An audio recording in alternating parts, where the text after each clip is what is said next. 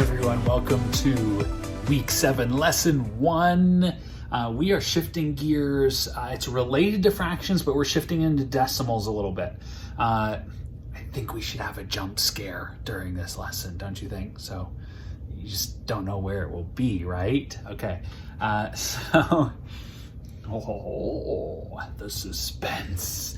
Anyway, take a look at this. Make sure this is up on Explain Everything. It is a 2-page document all about comparing decimals. We're going to start off by sort of zooming in and focusing on a couple things here. So let me just get out of that and let's just focus on this. So when you have a decimal point like this, remember, we have a whole number and then we have a decimal point, okay? And then we have spots, or we could say digits or places to the right of that decimal point, okay? So let's take it to the right of the decimal point. We've got, yes, tenths, hundredths. One more? Yeah, thousands. Okay, so you have to remember that in your head. We have the ones place, then we have the tenths with the THS, and then the hundredths. Okay? And I need you to understand this foundational thing. The decimals are just another way of writing fractions. Okay? They're the same thing. They are part of a whole, just like a fraction is a part of a whole. So when you look at decimals, try to make that connection as you go. It makes life a lot simpler. Okay? There's a couple foundational things to understand about decimals. So when I write a 4 here, this is 0 and 4 tenths. Okay? Now, this 4 is 4 tenths. It's also the same thing as, imagine if I took 4 tenths and multiplied by 10 over 10. It's the same thing as 40 hundredths. Oh. Ah! I'm sorry, guys. That's just incredibly obnoxious. I won't do that again. Let's get back to work. That means they're equivalent. Okay. Now, how do I make that with decimals? I literally just put a 0 on the end. Karate chop!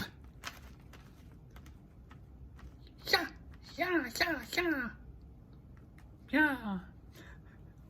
Okay, now that didn't change it at all. So covering that up, I have 4 tenths or 40 hundredths. They are exactly the same thing. It's just 4 tenths cut up more into 100 pieces. That's it.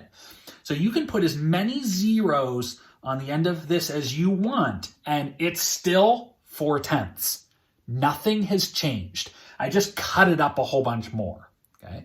All right, so understanding that foundation, let's go ahead and back out of that for a second and talk about this. Now, there is a difference between these two things. This is 4 tenths.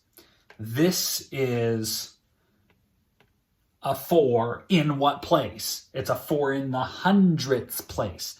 But you have to have a placeholder here. Okay? So this is going to hold the place of that 4 in the correct location so that when we say this number, we say 0 and 4, ring, ring, where are you? I'm in the hundredths spot. Okay? And so that, you just read the number as you see it. I just see the number 4, I say 4, and then I say where I'm at. Ring, ring, hundredths. Okay, so this is 4 hundredths. So think about this. Which is more, 4 hundredths or 4 tenths? It's sort of hard to understand, okay? So I have 0.4, and this is what we're sort of comparing right here. Which is more? So look what happens. If I just multiply by 10 over 10 and make this be out of 100 instead, and make it be hundredths and hundredths, then it's super easy to compare. So you want your denominators to be the same, and that's what I want you to understand is when you're looking at decimals, that's 4 hundredths and that's 40 hundredths. The denominator is the same, but it's written in decimal form, okay? So now that I have the denominators the same, okay, even though it looks like a decimal, the denominators are the same now, it's super easy to compare. I know that 40 hundredths is more than 4 hundredths, okay? And so that's what I need you to understand, is that this place value, the tenth spot, is way worth more. It holds more value than the hundredth spot. So I don't ever care about this. If I can look at the highest value spot, that 10th spot, and I see 0 tenths versus 4 tenths, I don't care about this other stuff at all. I already know that the one with a 4 in the 10th place is worth more, okay? And so that's a huge thing I want you to understand with all this as we continue. So let's go ahead and get into the sheet now. So what we're going to do is we are going to... my dots disappeared from me, so hold on, I need to attach the dots and group them together. There we go. All right, we're going to do certain ones together, and then I'll end the video, and then I'll do speed up version to show you how to do the rest of the problems. So let's go ahead and take a look at this together. These are going to be pretty simple if you just follow these foundational things. And a lot of you have done these plenty of times before also. So there is a visual for you to connect with. You can see the biggest thing I want you to see is these have the same amount of digits, okay? Meaning after the decimal, they both are one place after the decimal. They're both in the tenths, which means their denominators are the same, which makes life super easy. 2 tenths versus 5 tenths, duh. We eat the bigger number. And if you like to make little alligator teeth, you're more than welcome to. Probably on a special test, though, don't. Okay? And so you can see the visual here. This is 2 tenths and 4 tenths. Okay? So those are both the same denominator. All right, taking a look at number 2, we have 6 tenths and 5 tenths. Underneath here, I do want you to write the fraction. And let's do that above here too. So 2 tenths and 5 tenths. I always want you making that connection as we go through this. All right, and so we can see 6 tenths is bigger than 5 tenths. Okay. All right, those two will be on your own, but I do want you to write the fractions underneath, please. All right, number 5, 7, and 9, and 10 are what we're going to do. So let's take a look at number 5 first. Number 5 now, look at what those are cut into. The denominator has totally changed picture-wise. So we've cut this into hundredths, but you can still see the tenths here. So you can see 1 tenth, 2 tenths, 3 tenths, that's right there, okay? And 5 hundredths size pieces. So that's how that works, okay? When we're looking at those. All right, so since the amount of digits is the same, it makes it super easy. Again, I want you to write underneath what it is. So we have 35 hundredths and we have 25 hundredths, okay? And because the denominators are the same, it's super easy. You just know 35 is more, okay? So we put your greater than sign. All right, let's look down to number 7 now. Right away, look, we have decimal point blank blank, decimal point blank blank, and notice that the 2 does not have the same amount of place value digits as the one with the 6 in it. Or does it? Because the one with the 6 in it has a 0 after, so who cares about a 0 to the right of the decimals like that? So you have 2 options. You can just put a 0 over here in the 20, or you could have just got rid of the 0 in the 60. I'm just going to go ahead and add the 0. So now I have 20 hundredths and I have 60 hundredths. So what I'm telling you right now is I never want you to leave these with different denominators or different places or different amounts of digits. You need to make decimals always have the same amount of digits. Okay, so both of these have 2 digits after, meaning the denominator's in the hundredths. So now we have 20 hundredths versus 60 hundredths, and this is obviously greater. Okay, all right, coming down to number 9. Okay, do they have the same amount of digits? Yes, so I'm going to write them as a fraction, 89 hundredths, 98 hundredths, and obviously 98's more, it's bigger. Okay, I do want to shift over to number 10 though, because this is where younger kids who don't understand the concept, they go, oh my goodness, look, 19 is definitely way bigger than 2. Okay, so, oh yeah, it's definitely like that, for sure. And then the teacher has to go, oh, no, you're wrong. Don't be so quick to put answers. we need to make the denominators, or the amount of digits, the same. So how do we do that? Well, we're taking 2/10 basically and multiplying by 10 over 10 to make 20 hundredths. But we know the quick way, sorry, that's behind my head. We know the quick way of doing that is to just put a 0 after that 2 in that decimal. Okay, that's basically the same thing. You're adding 10 times more, or multiplying 10 times more. Okay, so now we have the same amount of digits, 19 and 20, and it's super easy to compare, and you go, oh, the 2/10 is more.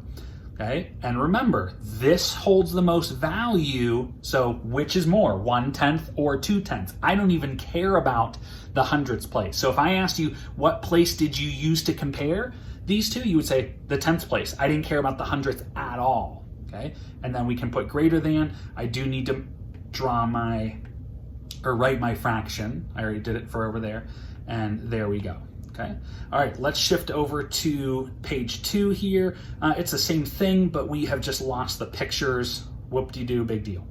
All right, so what did I tell you? Your number one thing, the digits have to be the same. Okay, so I see that there's 2 digits in this one, and there's only 1 digit in this one.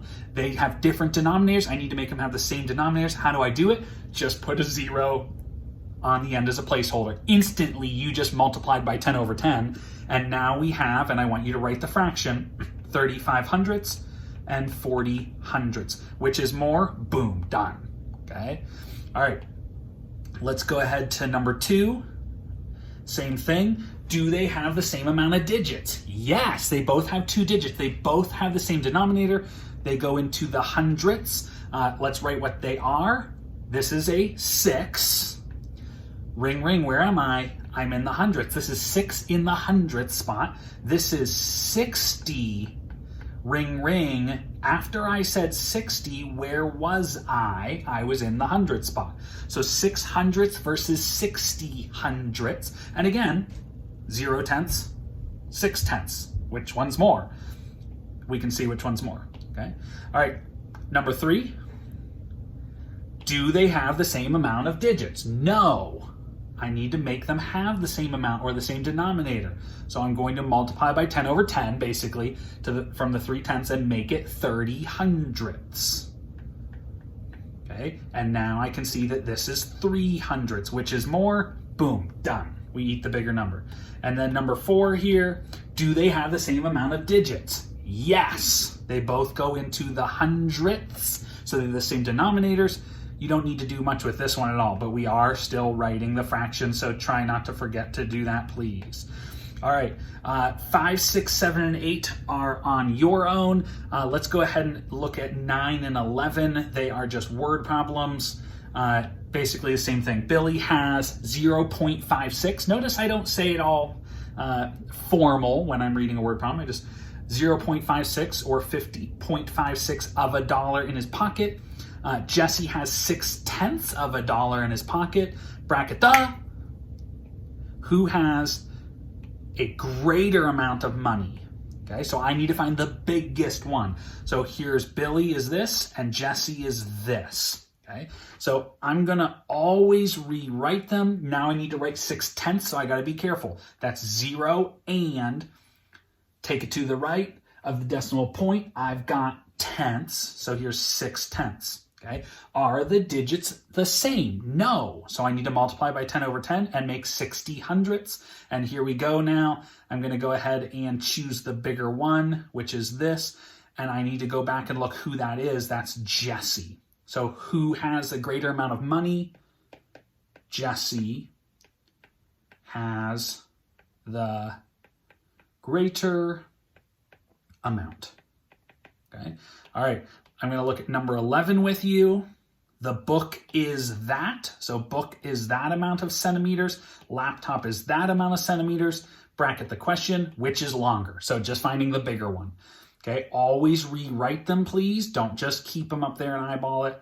16.8. Do they have the same amount of digits after the decimal? No. So the 16s are the same. So where's the place value that I'm going to compare? Technically, I know I can just look at the tenths place and know which is bigger, but I'm always going to just make the amount of digits be the same. I want my denominators both to be hundredths. So now I can see 37 hundredths versus 80 hundredths. I just found the bigger length. What is the 16.8? That's the laptop. So which is longer? The laptop is longer. Okay, and that's it. All right, so 10 and 11 are yours and all the other dots. So right now you can pause, work on that, or you can watch and check work, whatever you need to do. Okay, if you need help with this, let me know. I can send you some video explanations or things like that. Please follow all those steps that you need to follow and you'll do an awesome job. For Wednesday's lesson, we're going to do the GIM kit. So make sure in your class story, you take a look in the math class, you take a look at the directions of how to get onto GIM kit and how the game works. It'll be really, really fun. So go ahead and work on this. If you want to check your work afterwards with me, go for it. Okay? All right. See ya.